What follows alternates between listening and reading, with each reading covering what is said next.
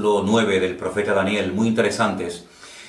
A partir completamente del versículo 24, la palabra del Señor dice que 70 semanas están determinadas sobre tu pueblo y sobre tu santa ciudad, para terminar la prevaricación, poner fin al pecado, expiar la iniquidad, para traer la justicia perdurable, sellar la visión y la profecía y ungir al santo de los santos. Versículo 25, sabe pues y entiende que desde la salida de la orden para restaurar y edificar a Jerusalén hasta el Mesías príncipe, habrá 7 semanas y 62 semanas y se volverá a edificar la plaza y el muro en tiempos angustiosos. Después de las 62 semanas se le quitará la vida al Mesías, mas no por sí. Y el pueblo de un príncipe que ha de venir destruirá la ciudad y el santuario, y su fin será con o como inundación. Y hasta el fin de la guerra durarán las devastaciones. El versículo 27 es muy importante.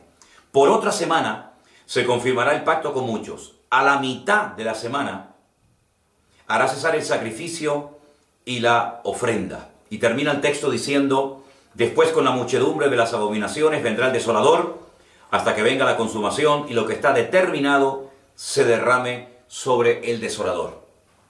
Nosotros creemos que las 70 semanas que el Señor le da al profeta Daniel como una especie de paquete profético son literales. No es una información basada en un simbolismo, sino que es un periodo de tiempo muy interesante de la historia. Ahora bien, tengo que explicar que esas 70 semanas están, digamos, en un lenguaje, vamos a decirlo así, hebreo, un lenguaje judío que Daniel entendía perfectamente. Pero hay un versículo que a ustedes les va a ayudar mucho a entender cuánto tiempo son 70 semanas, y ese versículo se encuentra en el libro de Levítico 25:8. Ese versículo nos da la información de que no solamente hay semanas de días, es decir, 7 días, una semana, sino que hay semanas de años. Es decir, cuando pasan 7 años, se considera que ha pasado también una semana, pero en este caso de años. Las palabras en hebreo para la semana de días y para la semana de años es diferente, cosa que en español no se aprecia.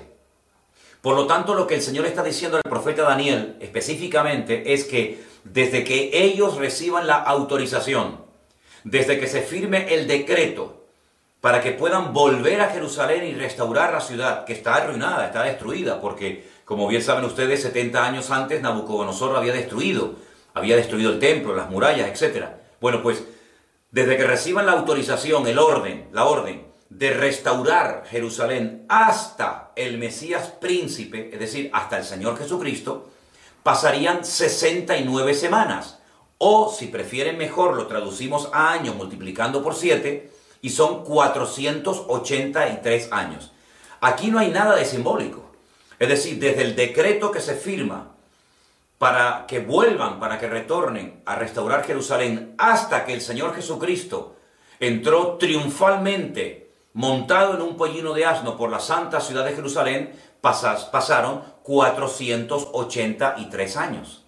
Pero si son 70 semanas o 490 años, ¿cómo es que solamente han transcurrido 483? Faltan 7. Esos 7 años que faltan es la semana 70 del profeta Daniel, que entendemos que no empiezan a contar desde el nacimiento de la iglesia, ¿ve?, en el día de Pentecostés, Hechos capítulo 2, sino que se abre, digamos, un paréntesis, y al final de esa etapa gloriosa y maravillosa de la iglesia es cuando comienza a producirse la famosa gran tribulación o tiempo de angustia de Jacob, pónganle ustedes el término que quieran, y esos últimos 7 años divididos en 2 periodos de 3 años y medio y 3 años y medio, total 7, es lo que nos relata el famoso libro del Apocalipsis.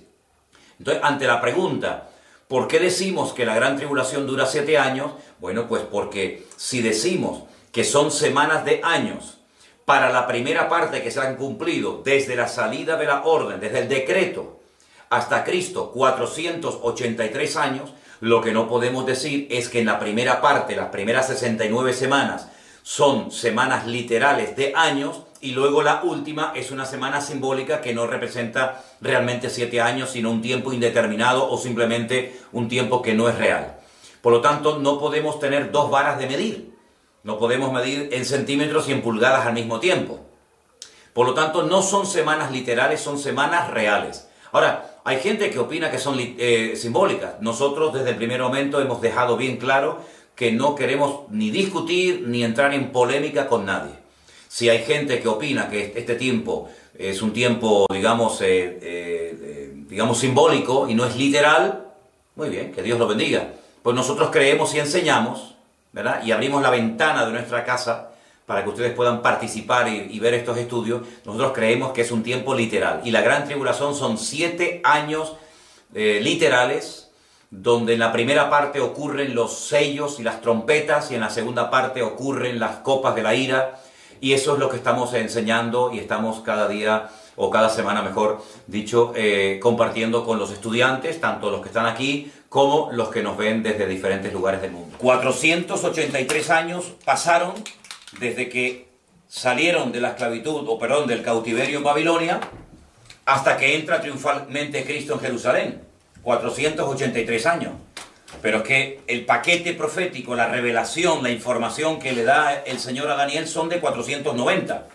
Lo que pasa es que 483 son seguidos, se para, entra lo que se llama el periodo de la gracia o de la iglesia o lo que tú quieras, y después los últimos 7 son los famosos 7 años de la gran tribulación. Por eso decimos que la gran tribulación dura 7 años, porque si 7 años es una semana, es el mismo tiempo que duran las otras primeras 69 semanas o 483 años. ¿Me explico? Entonces, durante esa última semana, porque esto ya es historia, y ya de Cristo para atrás, eso es historia, eso ya no se puede modificar, eso es lo que hay. Lo que falta es la última etapa. Y la última etapa, para saber qué es lo que ocurre en estos últimos 7 años, tenemos que entrar a estudiar escatología. Y sobre todo los libros del Apocalipsis, porque el libro del Apocalipsis es el desarrollo y la información de lo que va a ocurrir en esta última semana.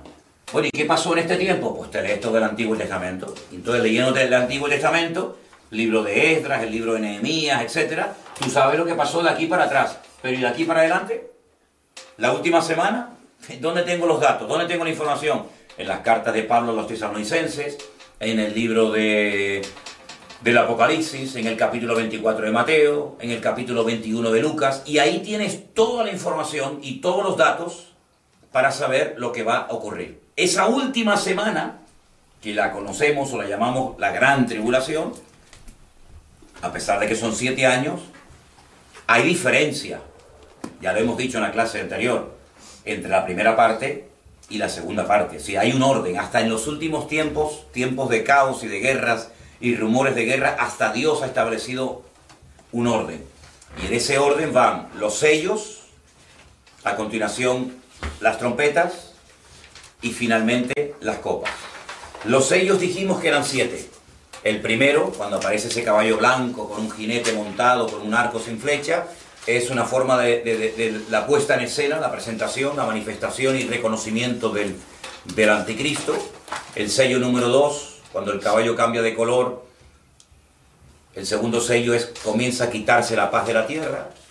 El tercer sello, aparece un jinete con una balanza en la mano, subida de precios, una inflación tremenda. El cuarto sello es la muerte, hay matanza, hay muerte a consecuencia de la guerra, a consecuencia del hambre. El quinto sello, aparece un montón de gente muerta por causa del testimonio de Jesucristo, son los que pierden la vida por causa del Señor. El sexto sello nos habla de un gran terremoto de tal magnitud que dice que algunas islas se mueven de su lugar y los montes también. La gente comienza a esconderse en cuevas, ¿sí? Y el séptimo sello es lo que le da la apertura a la primera trompeta. Y así podemos ir viendo sello tras sello, trompeta tras trompeta, copa tras copa, el desarrollo profético de todos los acontecimientos finales. Ahora, lo que sí tienen que entender ustedes bien es esto que yo les acabo de explicar así rápidamente, para que ustedes puedan, en cualquier momento que alguien les pregunte ¿por qué la gran tribulación dura 7 años? ¿En qué se basan ustedes? Bueno, es que esto no nació hoy. Esto tiene un trasfondo, esto tiene una historia. Esto viene de algo. Esto viene de Daniel capítulo 9. Cuando el Señor le revela a Daniel. Claro, lo que le revela fundamentalmente a Daniel son lo concerniente a su pueblo. Hay muchas cosas que no contó el Señor a Daniel de la semana 70, porque, bueno, pues porque eso ya el Señor lo dejaría para más adelante. Por ejemplo, en el libro del Apocalipsis, ¿verdad? Pero lo que ellos necesitaban saber es cuándo iban a salir, cómo iban a salir, cuánta gente iba a salir, cómo iban a poder restaurar la ciudad, porque era lo que a ellos les interesaba, era lo que a ellos fundamentalmente les interesaba, porque era lo que muchos de ellos, iban a vivir. Y hace poco hemos tenido en la iglesia una serie de mensajes sobre Nehemías, que fue un gran restaurador, un hombre que tuvo la visión de decir, bueno, esto vamos otra vez a ponerlo a funcionar, vamos a restaurar las murallas. Tenemos el caso de Esdras, que era un sacerdote, que a él le interesaba la restauración espiritual del pueblo. Tenemos el gobernante de la ciudad de Jerusalén, que era un tal Zorobabel, que era el gobernador. Entonces vemos muchos detalles que ocurran en ese periodo. Pero claro, es que ya eso es historia, que está bien conocer la historia. Pero nosotros ya esa historia no la vivimos. No nos concierne directamente, en el sentido de que, bueno, ya la ciudad de Jerusalén ya es un hecho y todo eso. Lo que sí nos concierne y nos interesa saber es lo que va a ocurrir en los últimos tiempos. ¿De acuerdo? Entonces, partimos de la base de que el tiempo en la Biblia se cuenta de una forma muy diferente a como nosotros, los occidentales o los cristianos, lo contamos. ¿Por qué? Porque el calendario que nosotros utilizamos no existía en el tiempo de la Biblia. El calendario que nosotros usamos es un calendario mandado a hacer por un papa, Gregorio, y es un calendario basado en el sol. El tiempo que tarda la Tierra en girar alrededor del sol, con sus 4 estaciones, con su todo movimiento de traslación y rotación, ¿vale? Sobre sí misma y sobre alrededor del sol. En la Biblia el tiempo es lunar, las fases de la luna. Entonces, por eso el calendario bíblico tiene 360 días y el nuestro tiene 365. ¿Cómo se compensa ese desfase entre uno y otro? Bueno, los expertos en el tema este de los calendarios, y créame que hay gente que son expertos en computar y saber cuánto falta y cuánto nos falta, hay momentos en los que al año, como te vas quedando corto, si yo voy avanzando y llego a 360 y tú a 365, en 10 años hay 50 años de diferencia, 50 días de diferencia, y así sucesivamente. Le meten otro mes al año para compensar el desbalance, y se llaman años preñados.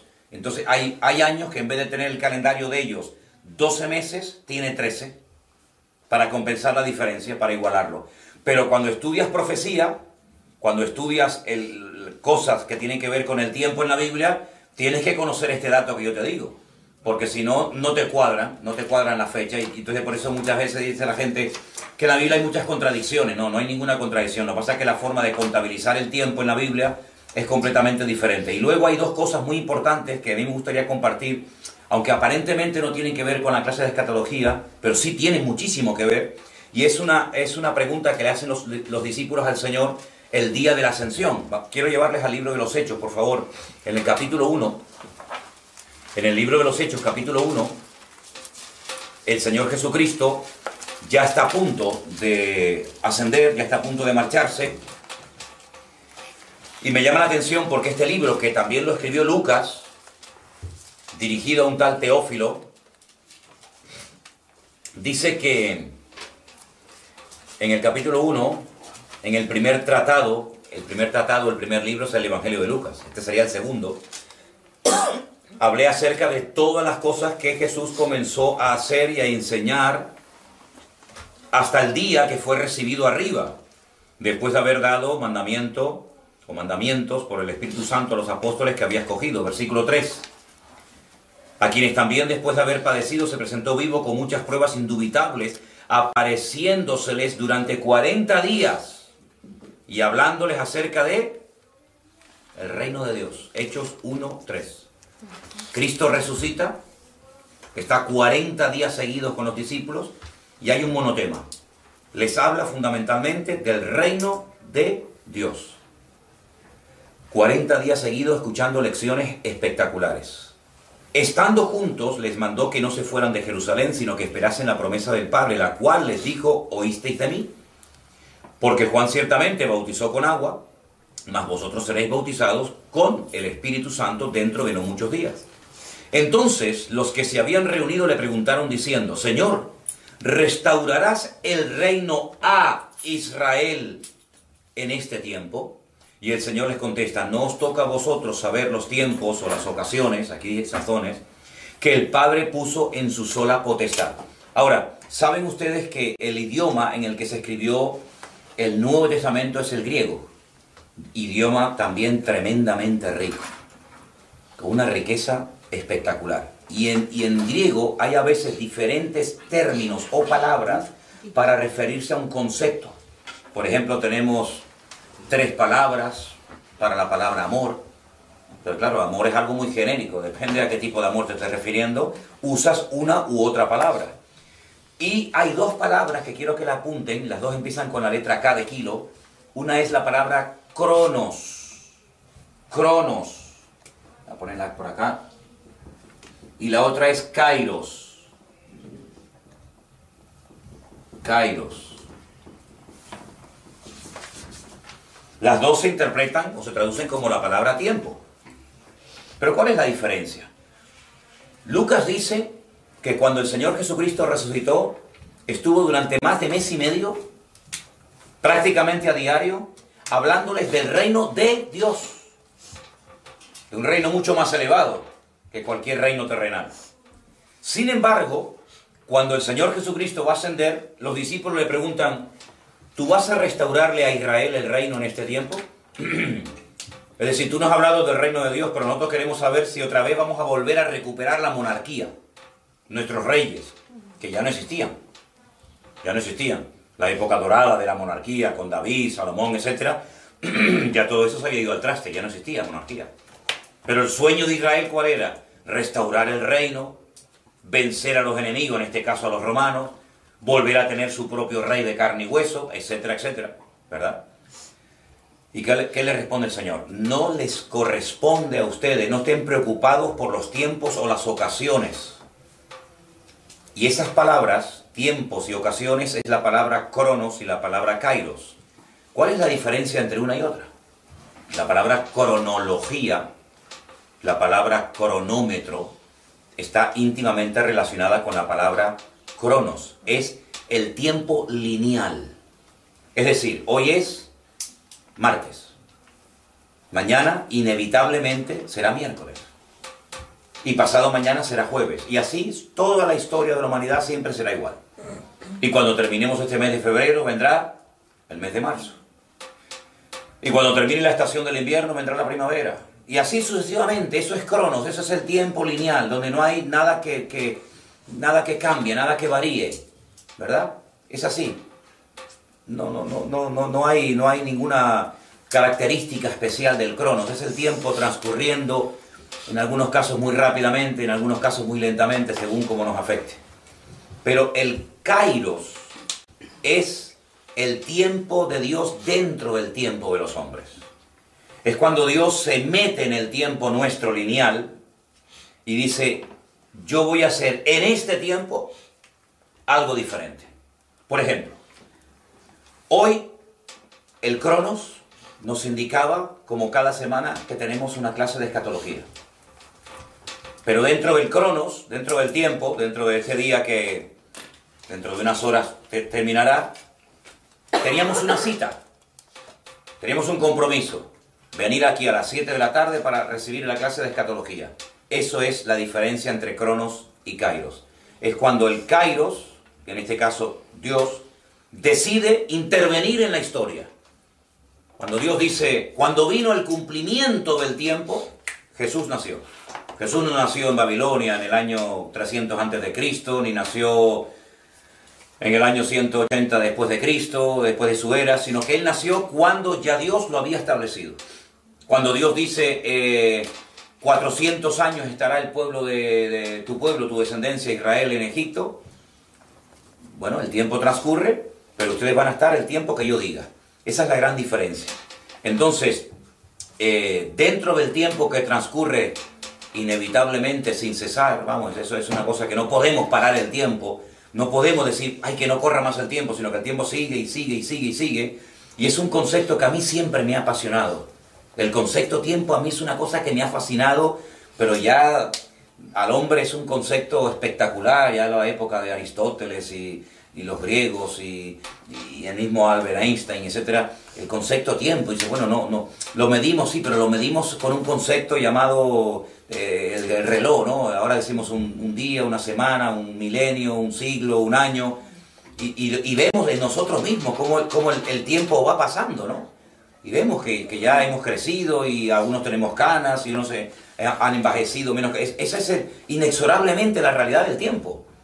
No lo podemos detener, nos guste o no, es la realidad. Y llegará un momento que moriremos y nos deterioremos, nos vamos a deteriorar, etc. Pero dentro de todo eso hay cosas que ocurren. Y esas cosas que ocurren establecidas por la soberanía de Dios es el Kairos, es lo que marca la diferencia. Es decir, ahora va a pasar esto.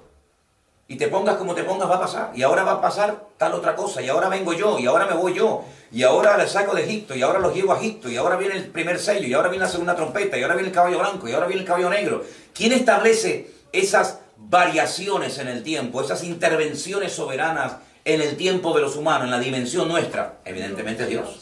Nadie controla ni el transcurrir del tiempo lineal, ni el cronos. Ni nadie puede decir mañana va a pasar esto sí o sí. Sino son cosas que Dios establece y que si Él quiere nos las revela, como le reveló a Daniel 490 años, 483 que ya han pasado y los otros 7 que faltan por ocurrir. Estamos grabando. Entonces esos últimos 7 años ya está establecido por Dios lo que va a ocurrir. Vamos a orar para que no venga la gran tribulación. Vas a perder el tiempo. Vamos a orar para que no se manifieste el anticristo, no pierdas el tiempo. Sí, dedícate a lo que tienes que dedicar y no a tonterías, porque Dios ha establecido que en momentos puntuales de la historia van a ocurrir cosas sí o sí, nos gusten o no, nos afecten directa o indirectamente. Hay cosas que son totalmente inalterables. Y esa es la gran diferencia entre el Cronos y el Kairos. Cuando Dios revela proféticamente algo sobrenatural, algo diferente a lo habitual que va a ocurrir, eso es Kairos. Cuando Dios dice, por ejemplo, en uno de los sellos, ¿no? El sexto sello, habrá un terremoto. ¿Quién estableció que cuando llegue el periodo del sexto sello habrá un terremoto? Dios. Y si no lo hay, no es que lo va a haber, porque Dios así lo ha establecido. El primer milagro que Cristo hizo, Él habla del tiempo. Cuando le dice a la madre, oye, no tienen vino. Y Él dice, mujer, aún no ha llegado mi hora. Aún no ha llegado mi tiempo. Si yo sé cuándo tengo que empezar. Yo sé cuándo tengo que hablar y cuándo tengo que callar. Y Él dice, aún no ha empezado mi hora. Fue un milagro por misericordia, pero no porque realmente ya hubiera comenzado su ministerio. Pero hay momentos cuando Él dice, vamos a Jerusalén y me va a pasar esto y esto. Y aunque Pedro diga, no, Señor, de ninguna manera te acontezca esto, y el Señor le reprende y le diga, Satanás, apártate de mí. Sí, está establecido que yo voy a morir. Y yo voy a resucitar. Y yo voy a ascender. Y yo voy a volver por segunda vez. Eso está establecido por Dios. Todo eso entra dentro del Kairos. Los momentos en los que Dios domina el tiempo y fuera de toda probabilidad humana, dice, va a pasar esto. Y pasa. Porque Dios así lo ha establecido. Lo que para nosotros es profético, para Dios es una realidad. Lo que Dios revela por misericordia, gracias a Dios por las revelaciones que tenemos, para Dios es un hecho que no tiene nada de milagroso, porque Dios en sí mismo todo lo que hace para nosotros es milagroso y sorprendente, pero su naturaleza es así. Él no para de sorprendernos, ¿de acuerdo? Ahora, volviendo al tema de la última semana del profeta Daniel, yo quiero que leamos hoy, en el libro del Apocalipsis, lo que leímos el otro día, parte de lo que sucedía en la primera etapa de la gran tribulación, que era el tema de los sellos. Pero vamos a ver el tema de las trompetas. Y vamos al capítulo 8, por favor. Capítulo 8 del libro de Apocalipsis, a partir del versículo 6. Los 7 ángeles que tenían las 7 trompetas se dispusieron a tocarlas. El primer ángel tocó la trompeta y hubo granizo y fuego mezclados con sangre que fueron lanzados sobre la tierra. Y la tercera parte de los árboles se quemó y se quemó toda la hierba verde. Fíjense el tiempo del verbo, se quemó. Algo como que ya ha ocurrido. Y esto aún no había ocurrido en los tiempos de Juan, ni en el tiempo nuestro. Pero Dios lo cuenta en pasado cuando realmente está hablando del futuro. Eso es lo que ocurre cuando suena la primera trompeta. Fuego, sangre, la naturaleza es afectada, se queman los árboles, se quema la hierba verde. Cuando el segundo ángel toca la trompeta, verso 8, dice, el segundo ángel tocó la trompeta y como una gran montaña ardiendo en fuego fue precipitada en el mar. ¿Podríamos hablar de que esto sería una especie de meteorito? ¿No? Se convirtió en sangre y murió la tercera parte de los seres vivientes que estaban en el mar y la tercera parte de las naves fue destruida. La primera trompeta afectaba lo de la tierra, la hierba, los árboles. Este segundo toque de trompeta afecta las aguas del mar. El tercer ángel tocó la trompeta y cayó del cielo una gran estrella, ardiendo como una antorcha. Y cayó sobre la tercera parte de los ríos y sobre las fuentes de las aguas. El nombre de la estrella es ajenjo y la tercera parte de las aguas se convirtió en ajenjo. Ajenjo significa amargo, ¿no? Y muchos hombres murieron a causa de esas aguas porque se hicieron amargas. Tremendo, ¿no?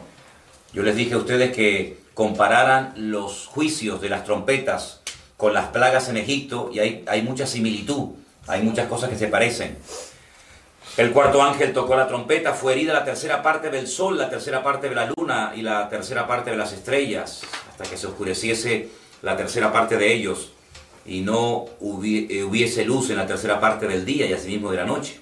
Y miré y oí un ángel volar por en medio del cielo, diciendo a gran voz, ¡ay, ay, ay de los que moran en la tierra a causa de los otros toques de trompeta que están para sonar los tres ángeles! Todos son, como os dais cuenta, cataclismos, catástrofes, cosas que afectan a la naturaleza, que ya como que venimos acostumbrándonos hace tiempo, ¿no? A terremotos, a tsunamis, a volcanes. Por lo tanto, cuando dices, uy, la tribulación, todo lo que estamos leyendo ahora mismo es algo que puede ocurrir, digamos, en cualquier momento. Un tsunami que mató a 300.000 personas no hace mucho tiempo, o un meteorito que cae, han caído muchísimos meteoritos en el cielo, etcétera, etcétera. Por lo tanto, estas cosas pueden ocurrir y la gente ni se entera que son los toques de trompeta de los cuales nos habla la Biblia en el Apocalipsis. Capítulo 9, verso 1. El quinto ángel tocó la trompeta y vi una estrella que cayó del cielo a tierra y se le dio la llave del pozo del abismo. Aquí ya cambian las cosas. Sí. Abrió el pozo del abismo y subió humo del pozo como humo de un gran horno y se oscureció el sol y el aire por el humo del pozo. Y del humo salieron langostas sobre la tierra y se les dio poder como tienen poder los escorpiones de la tierra.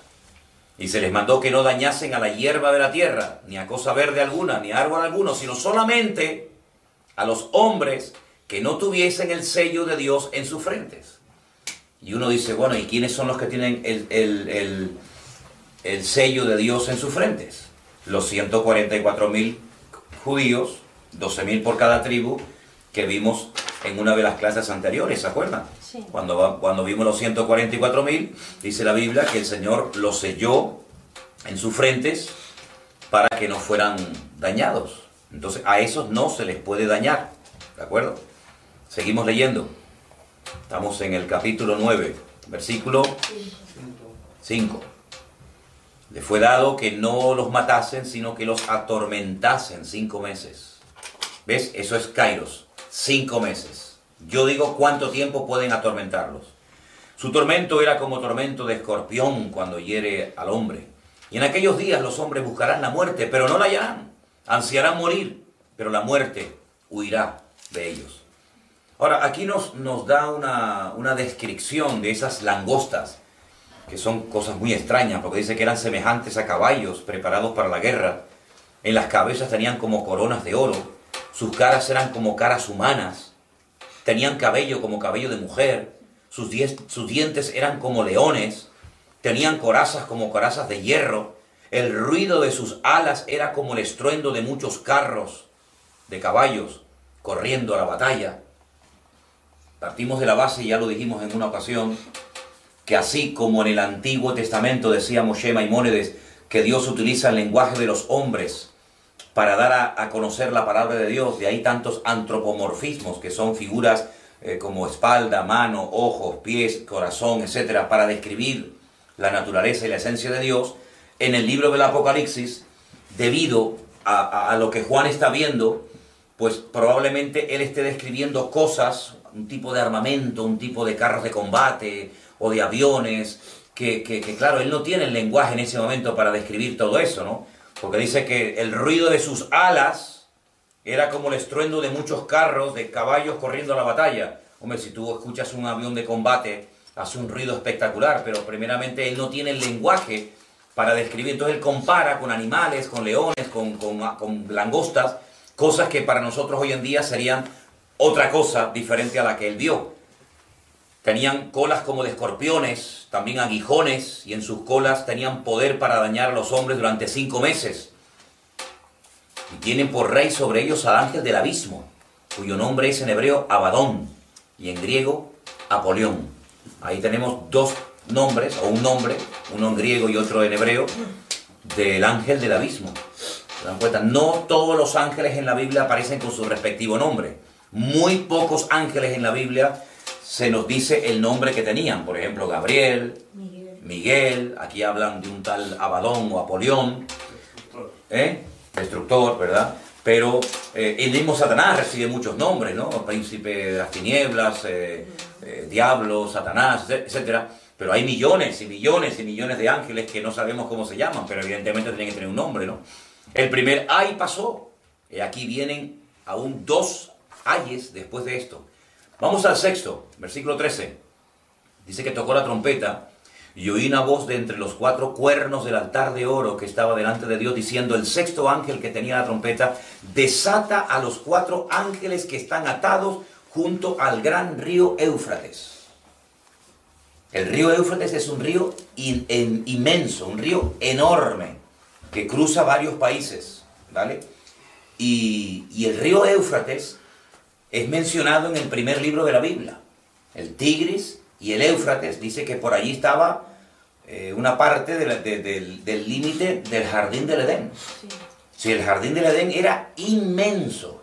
Ahora, yo no sé si ustedes están bien puestos en geografía, pero se menciona también el río Nilo, con otro nombre, que también formaba parte y regaba el jardín del Edén. Es decir, que si tenemos aquí a mano izquierda Egipto como parte del territorio del jardín del Edén, y tenemos aquí a la derecha la zona de Babilonia, lo que hoy en día sería Irak, donde está el río Éufrates y Tigris, Dios le dio a Adán la responsabilidad de cuidar, de proteger un territorio de miles y miles de metros cuadrados, desde nada más y nada menos que desde Babilonia o Irak en la actualidad hasta Egipto. Todo eso formaba parte del jardín del Edén. Si la capacidad de Adán para poder recorrer ese territorio, describir y ponerle nombre a esos animales, cuidar de ese territorio, si la capacidad de movimiento, el radio de acción de Adán tenía que ser, sin lugar a dudas, impresionante. Probablemente se trasladaba o volando o simplemente pensando de un lugar a otro, se trasladaba, porque Adán era un hombre que no tenía ningún tipo de limitaciones antes del pecado. Antes del pecado, Adán se movía con una facilidad por el jardín del Edén de una forma tremenda. De ahí que uno diga, bueno, y cuando Eva pecó, ¿dónde estaba Adán? Bueno, a lo mejor Adán estaba en la otra punta del jardín del Edén, y por eso Satanás aprovechó la ausencia del marido, el vacío. No estaba Adán en ese momento al lado de Eva, o Eva al lado de su marido, y en ese momento Satanás dice ahora o nunca, ¿no? Y fue cuando le tentó. Pero estamos hablando no de un territorio como la Isla del Hierro, un territorio pequeñito. Estamos hablando de un territorio que va desde Babilonia, Irak, en la actualidad, hasta Egipto, y ahí se mencionan esos ríos. Y el río Éufrates dice que allí están atados 4 ángeles o 4 demonios. De esto nos habla Pedro. La Biblia dice que después del diluvio, el Señor aprisionó, el Señor ató en prisiones de oscuridad a demonios tan poderosos, que fíjense lo que ha hecho Satanás con sus demonios a lo largo de los tiempos de la humanidad. Pero cuando estos demonios tremendamente destructivos son desatados, dice aquí, que estaban preparados para la hora, día, mes y año a fin de matar a la tercera parte de los hombres. Es un poder destructivo espectacular. Y el número de los ejércitos, de los jinetes, era 200 millones. Yo oí su número. Así vi en visión los caballos y los jinetes, los cuales tenían corazas de fuego, de zafiro y de azufre.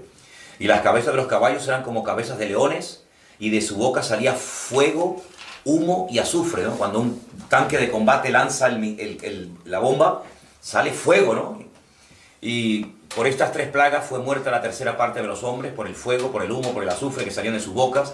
El poder de los caballos estaba en su boca y en sus colas, porque sus colas eran semejantes a serpientes, tenían cabezas y con ellas dañaban.